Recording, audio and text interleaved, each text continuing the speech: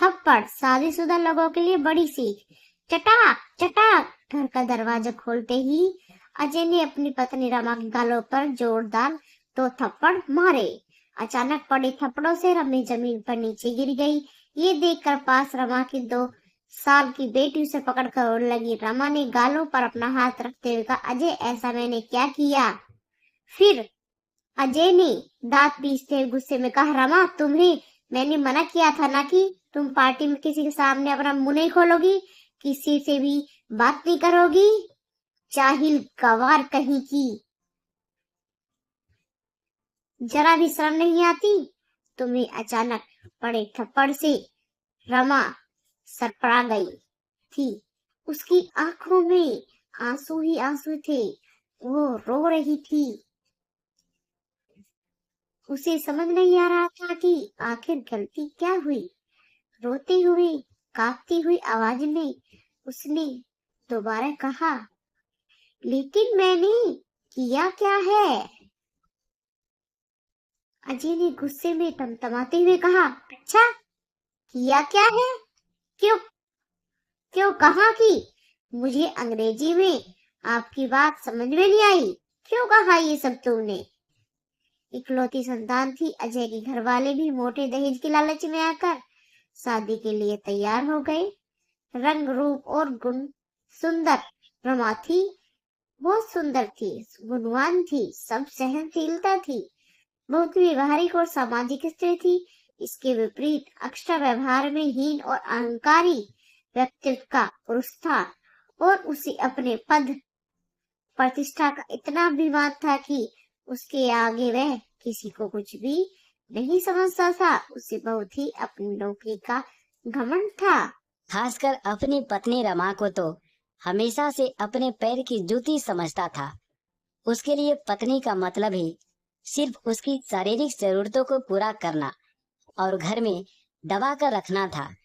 3 साल की शादी में ऐसा कोई दिन नहीं था जब अजय ने रमा को उसके पढ़ाई और नौकरी पेशा न होने पर तंज न कासा हो या उसके साथ हिंसा न की हो। बात बात पर रमा को थप्पड़ मारना तो उसके लिए आम बात थी। रोज रोज की मारपीट से रमा परेशान हो चुकी थी, लेकिन आज उसने तय किया कि वो अब चुप नहीं रहेगी। उसने खुद को संभालते हुए आंखों से बहते आंसुओं को पोंछते हुए अजय से कहा, हाँ मुझे नहीं आती शर्म इस बात को स्वीकारने में कि मुझे फराटेदार अंग्रेजी बोलनी नहीं आती, लेकिन इस वजह से मेरा कोई वजूद नहीं, इस बात को भी मैं नहीं मानती। रमा के जवाब को सुनकर अजय ने फिर रमा के बालों को खींचते हुए कहा, अच्छा बड़ी जुबान चलने लगी है, कान खोलकर सुन लो। 2 कौड़ी की औकात नहीं है तुम्हारी, नहीं तुम्हारा अपना कोई वजूद है।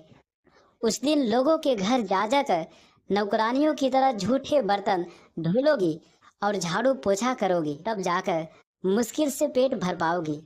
लेकिन सम्मान और इज्जत तो भूल ही जाओ, क्योंकि तलाकशुदा स्त्री को समाज में कभी सम्मान नहीं मिलता, समझी, सिवाय तिरस्कार के।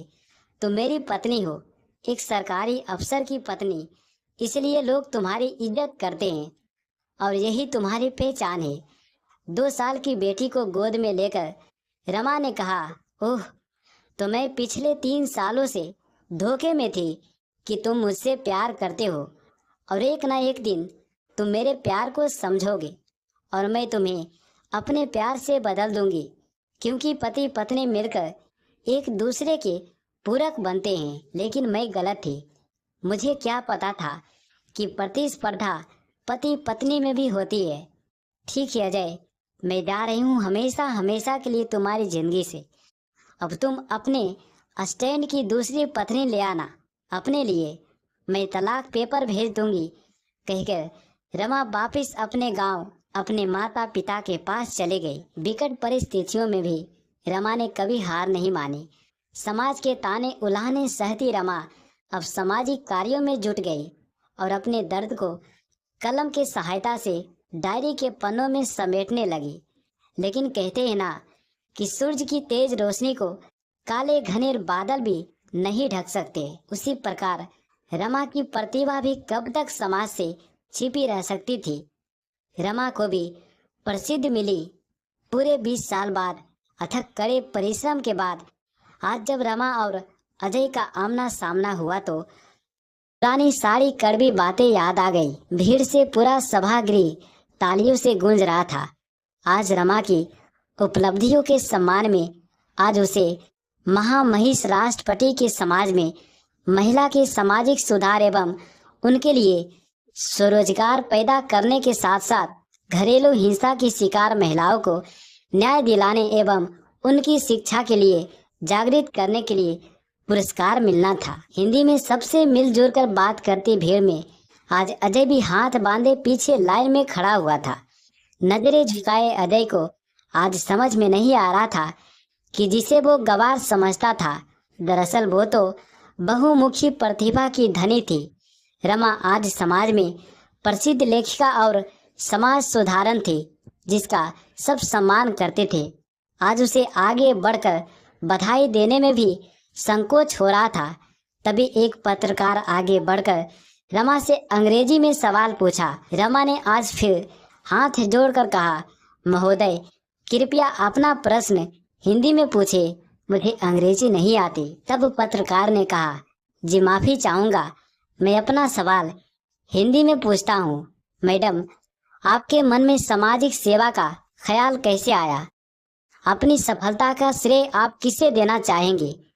आज जहाँ लोग इंग्लिश मीडियम में अपने बच्चों को पढ़ा रहे हैं, बात कर रहे हैं, वहाँ आप हिंदी में लिखती हैं क्या?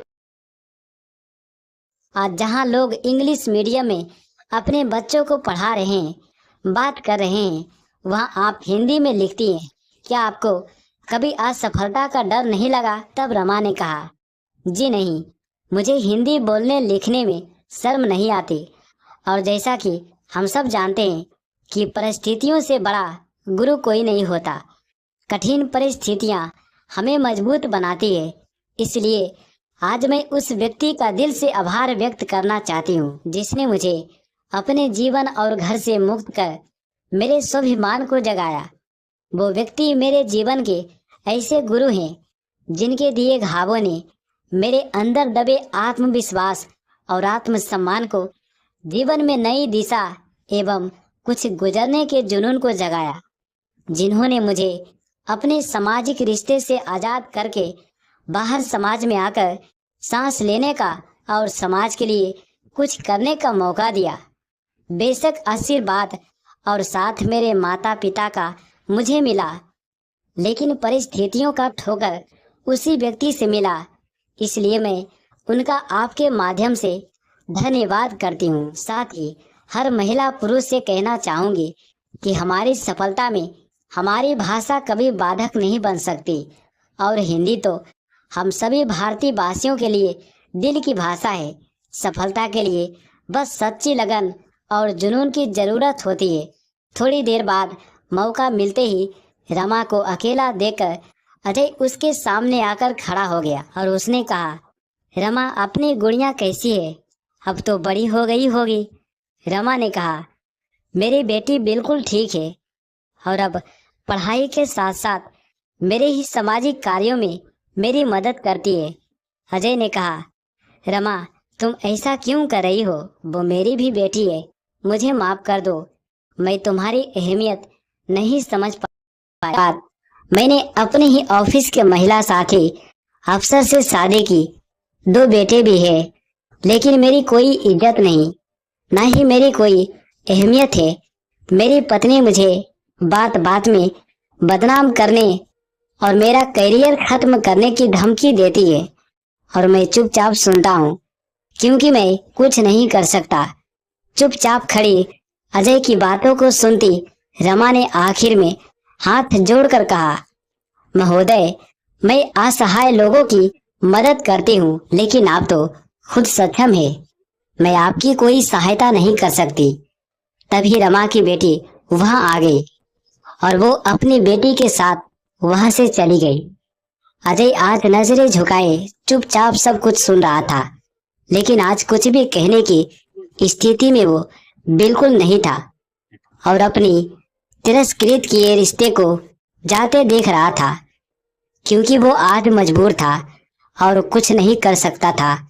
लेकिन रमा आज मजबूत थी। दोस्तों, उम्मीद करता हूँ ये कहानी आप सबको पसंद आया होगा, तो प्लीज लाइक, शेयर और कमेंट करना ना भूले।